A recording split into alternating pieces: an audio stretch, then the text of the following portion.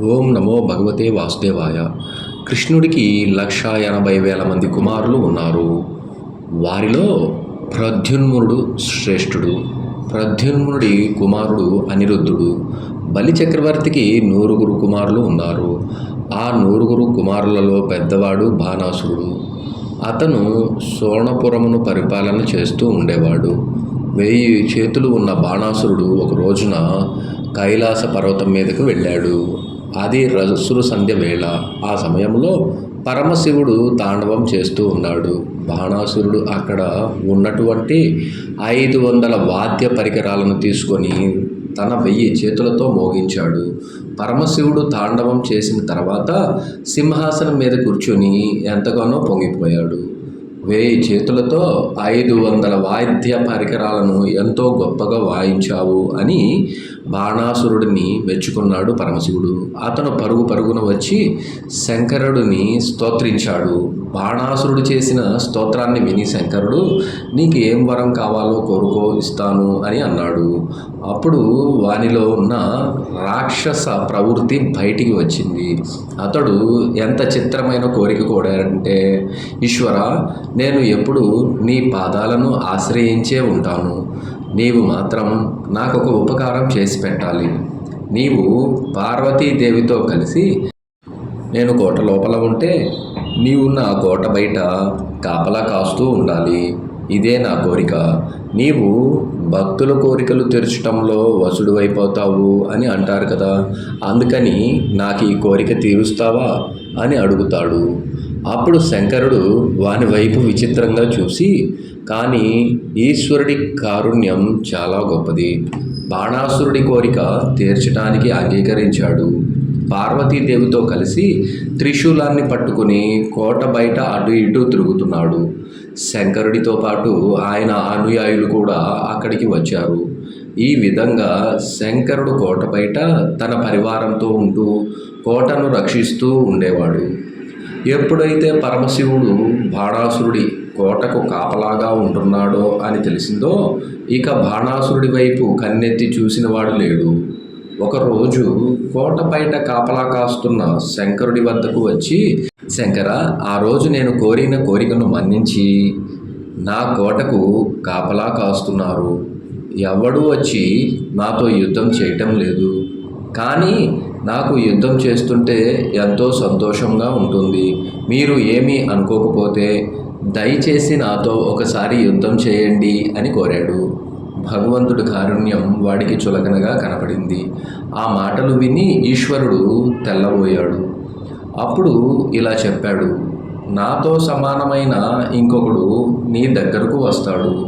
వాడి రాకకు గుర్తుగా నీ రథానికి ఉన్న జెండా కింద పడిపోతుంది. అప్పుడు నీకు తగిన యుద్ధం దొరుకుతుంది. అప్పుడు నీకున్న వ్యాఘ్రత పోతుంది అని అన్నాడు. పరమేశ్వరుడి మాటలు విని బాణాసురుడు ఎంతగానో సంతోషించాడు. ఆ రోజు గురించి ఎదురు చూస్తూ ఉన్నాడు. ఇప్పుడు శివుడు స్థితికారుడై కేశవుడుగా రావాలి. పురాణాన్ని అర్థం చేసుకుంటే అలాగే ఉంటుంది. అర్థం చేసుకోకపోతే శివకేశవులు కొట్టుకున్నారు అని అనిపిస్తుంది. మన అజ్ఞానము బాణాసురుడి స్థాయికి తీసుకువస్తుంది. ఇప్పుడు ఈశ్వరుడు ఒక చమత్కారం చేశాడు. బాణాసురుడికి అతి సౌందర్యవతి అయిన ఒక కుమార్తె ఉంది. ఆమె పేరు ఉష. ఆమె ఒక రోజు రాత్రి నిద్రపోతూ ఉంటుంది. పురుషుల గురించి ఆమెకి ఏమీ తెలియదు. నిద్రపోతున్న ఉష కలలోకి కృష్ణ భగవానుడి మనవడైన అనిరుద్ధుడు వచ్చి ఆమెతో రమించాడు. ఆమెకు సుఖానుభూతి కొన్ని గుర్తుల చేత స్పష్టంగా తెలిసింది. ఇంతలో ఆవిడ నిద్రలేచింది. కానీ ఆవిడ నిన్న రాత్రి కలలో ఏ పురుషుణ్ణి చూసిందో ఆ పురుషుడు కోసమని ఆమె మనసు గతి తప్పి తిరగడం మొదలుపెట్టింది. అందువలన ప్రతిరోజు ఎలా ఉంటుందో అలా ఉండలేకపోయింది. చాలా దిగులు చెందింది. ఈమెకు చిత్రలేఖ అనబడే ఒక చెలికత్తె ఉంది. ఆమెడ వచ్చి, నీవెందుకు ఇలా ఉంటున్నావు? నీ ప్రవర్తనలో వచ్చిన మార్పు వలన నేను ఒక విషయాన్ని గమనించాను. నీవు ఎవరో ఒక పురుషుడి వలలో పడ్డావు అని నేను అనుకుంటున్నాను. నేను నీ చెలికత్తెను కాబట్టి అసలు జరిగిన విషయం ఏమిటో నాకు చెప్పవలసింది అని అడిగింది. అప్పుడు ఉష తన స్వప్న వృత్తాంతాన్ని చెప్పింది. అప్పుడు చిత్రలేఖ ఇలా అయింది. సఖీ, నీవేమీ బెంగ పెట్టుకోవద్దు. నీకు కలలో కనిపించిన వాడు ఎలా ఉంటాడో నీవు చెప్పు. నేను ఎందరో రాజాది రాజులను చూశాను. వాళ్ళ చిత్రపటాలను గీస్తాము. అవి చూసి ఇందులో ఎవరు కనపడ్డారో చెప్పు అని రాజకుమారుల బొమ్మలను చిత్రీకరించింది. ఆ తరువాత ఉషాదేవిని పిలిచి ఆ చిత్రాలను చూడమని చెప్పి వారందరి గురించి పేరు పేరున వివరించింది. అనిరుద్ధుని చిత్రమును ఆమె గుర్తించింది.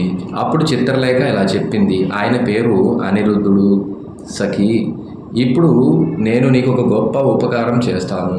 నాకు కామరూపం తెలుసు. అందుకని ఇవాళ రాత్రి నేను ద్వారకా నగరం ప్రవేశం చేసి నిద్రపోతున్న అనిరుద్ధుడిని అపహరించి తీసుకువచ్చి నీ హంసతులిగా తలపం మీద పడుకోబెడతాను. నీవు హాయిగా నీ ప్రియుడితో ఉండవచ్చు అని చెప్పి రాత్రికి రాత్రే ద్వారకకు బయలుదేరింది. బయట శివుడు ఉన్నాడు. ఆమె వెళ్ళటాన్ని చూసి కూడా ఊరుకున్నాడు. ఈయన వరం నిలబెట్టవలసిన వాడు అక్కడ ఉన్నాడు. శివకేశవులు ఇద్దరు మనసులు ఒకటే. అందుకని అక్కడ కృష్ణ భగవానుడు ఏమీ తెలియనట్లుగానే పడుకున్నాడు.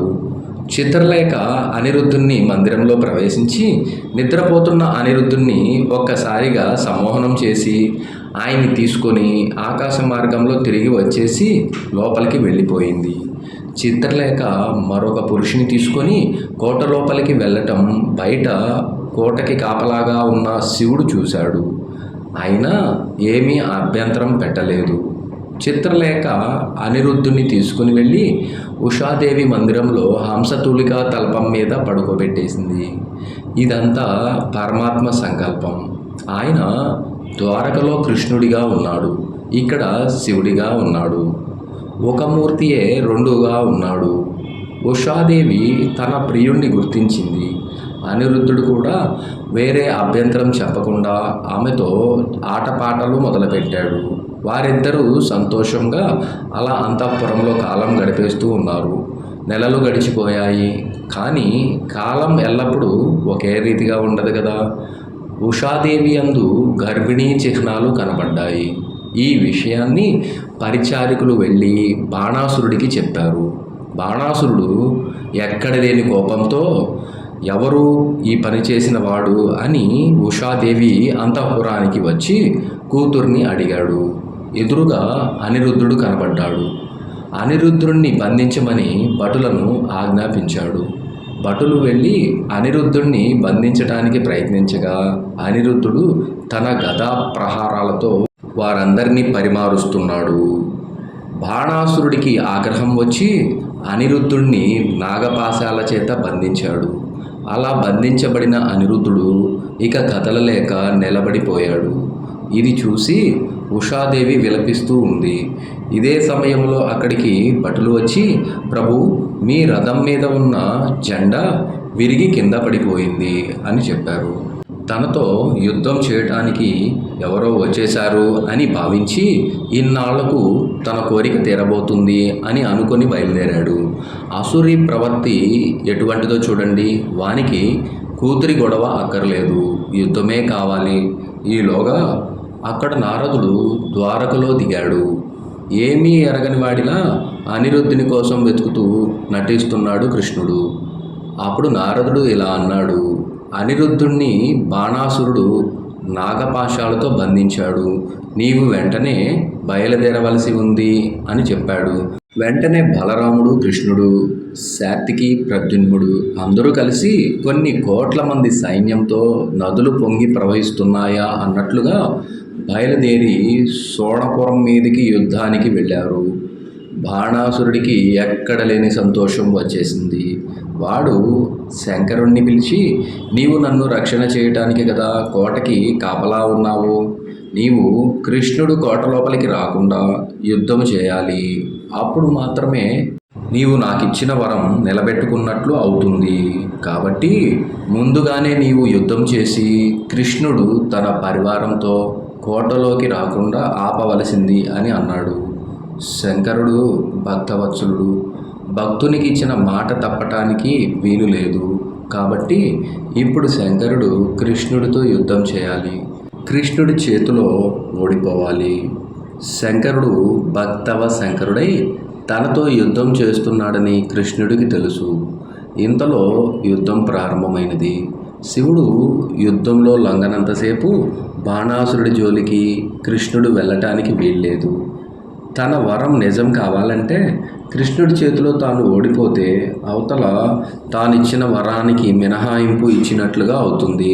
శంకరుడు యుద్ధం చేసి కృష్ణుడి చేత ప్రయోగించబడిన బాణపు దెబ్బకు నందీశ్వరుడిపై వాలిపోయాడు. అప్పుడు కృష్ణుడు బాణాసురుడి మీదకు యుద్ధానికి బయలుదేరాడు. అప్పుడు శివజ్వరం అనబడే శక్తి ఒకటి బయలుదేరింది. అది కృష్ణుడితో యుద్ధం చేస్తుంది. కృష్ణుడు వైష్ణవ జ్వరమును ప్రకోపం చేశాడు. ఆ రెండు శక్తులు ఒకదానితో ఒకటి ఢీకొన్నాయి. ఆ రోజున శివజ్వరము విష్ణువును ప్రార్థన చేసింది.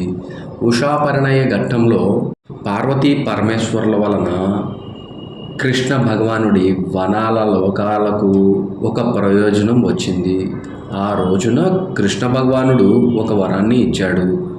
ఎవరైతే ఉషాపరిణయ ఘట్టంలో శివజ్వరం విష్ణుజ్వరం యుద్ధం చేయటం అనే ఘట్టంలో శివజ్వరం చేసే శరణాగతి విన్నారో వారికి ఎప్పుడు కూడా ప్రాణాంతకమైన జ్వరం బాధించటానికి వీలు లేదు. ఆ మేరకు నేను వరం ఇస్తున్నాను అని అన్నాడు. కాబట్టి ఎప్పుడైనా జ్వరం చేత ప్రాణాంతకం అవుతుంది అని అనుకుంటే ఉషాపరిణయాన్ని శరణాగతి తత్వంను చదువుకోవటం కోసమని ఒకసారి పారాయణం చేస్తారు. అంత గొప్ప వరాలు ఇస్తే ఆ రోజున శివజ్వరం ఉపశాంతిని పొందింది. వెంటనే బాణాసురుడు యుద్ధానికి వచ్చాడు. పరమాత్మ చేసిన యుద్ధం వలన ఆ రోజున బాణాసురుడు పడిపోయే పరిస్థితి వచ్చింది. తన కొడుకును ఎలాగైనా రక్షించుకోవాలని బాణాసురుడి తల్లి అయిన కోటర ఆ రోజున యుద్ధానికి వచ్చి ఒంటి మీద ఉన్న వలువలన్నిటినీ విప్పివేసి జుట్టు విరబోసుకొని చేతులు పైకెత్తి హాహాకారాలు చేస్తూ కృష్ణుడికి ఎదురు నిలబడింది. ఒక స్త్రీ వివస్త్రయై జుట్టు విరవడి ఎదురు నిలబడితే ఛీ అని తల తిప్పుకొని ధనస్సు పక్కన పెట్టి కృష్ణ పరమాత్మ యుద్ధాన్ని ఆపివేశాడు. బాణాసురుడు కోటలోనికి పారిపోయాడు. మరుసటి రోజు మరలా యుద్ధం ప్రారంభమైనది. అప్పుడు శంకరుడు కృష్ణుడిని ప్రార్థన చేశాడు. నేను కోట బయట రక్షణగా ఉన్నంతకాలం వీడు పడిపోవటానికి వీల్లేదు. కాబట్టి తగిన విధంగా నీవు వానికి శిక్ష వేయవలసిందే అని అన్నాడు. శివకేశవుల హృదయాలు ఒకరికొకరికి తెలుసు. కాబట్టి ఆ రోజు కృష్ణ భగవానుడు బాణాసురుడికి ఉన్న బాహువులలో 996 బాహువులను సుదర్శన చక్రధారుల చేత తెంచివేశాడు. 4 బాహువులను మాత్రమే వదిలిపెట్టాడు. అప్పుడు వానికి ధర్మార్థ కామ మోక్షాలు తెలిసాయి. ఇప్పుడు వారి శరీరమునందు రజోగుణం తమోగుణాలు లేవు. శుద్ధ తత్వంలో ఉన్నాడు. ఈశ్వర, వీడు నీ భక్తులలో ఆగ్రేశ్వరుడు అవుతాడు. బాణాసురుడు అంటే గొప్ప శివభక్తుడు అని చెప్పుకుంటారు. ఎక్కడ అసుర సంధివేళలో బాణాసురుడి చరిత్ర, ఉషా అనిరుద్ధుల చరిత్ర చెప్పుకుంటారో అక్కడ విజయాలు సంభవిస్తాయి. అందుకని 4 చేతులతో వీడిని వదిలేస్తున్నాను. నీ పరివారంలో వీడు అగ్రగణ్యుడు అవుతాడు. ఇంకా ఎప్పుడూ ప్రమాదంతో కూడిన ప్రవర్తన వీడి యందు ఉండదు అని ఆ రోజున శ్రీకృష్ణ భగవానుడు వరమిచ్చాడు. శంకరుడు సంతోషాన్ని పొంది ఇప్పుడు బాణాసురుడు శివుడి పరివారంలో చేరిపోయాడు. కాబట్టి ఇప్పుడు వాడు కైలాసం బయట కాపలా ఉండాలి. ఇప్పుడు అతను తన నిజస్థితిని గుర్తించి సంతోషంగా శంకరుడు కైలాసం చేరుకున్నాడు. బాణాసురుడి కోటలోకి వెళ్ళి అనిరుద్ధుడికి ఉషాదేవికి వివాహం చేసి వారికి వస్త్రాలు, మాల్యాలు, ఆభరణాలు బహుకరించి ఉషా అనిరుద్ధులను శ్రీకృష్ణ పరమాత్మతో ద్వారకా నగరానికి సాగనంపాడు. ఈ విధంగా ఉషా పరిణయం అనే ఘట్టం ఎన్నో రహస్యాలను ఆవిష్కరించింది. ఎవరైతే ఈ ఘట్టాన్ని వింటారో వారికి విజయం ప్రాప్తిస్తుంది. ఓం నమో భగవతే వాసుదేవాయ.